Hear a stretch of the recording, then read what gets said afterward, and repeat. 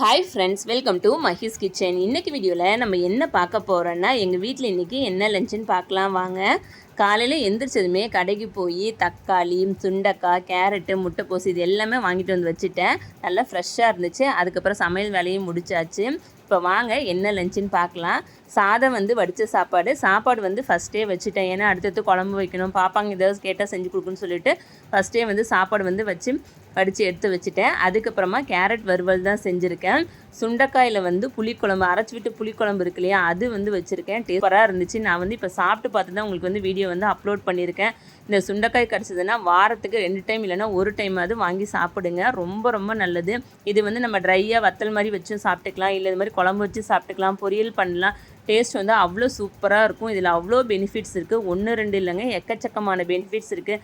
நீங்கள் ஏதாவது டயர்டாக இருந்தீங்க அப்படின்னா இது மாதிரி சுண்டைக்காய் குழம்பு வச்சு சாப்பிட்டிங்கன்னா அப்படி ஒரு எனர்ஜி பூஸ்ட்டாக இருக்கும். கண்டிப்பாக ட்ரை பண்ணி பாருங்கள்.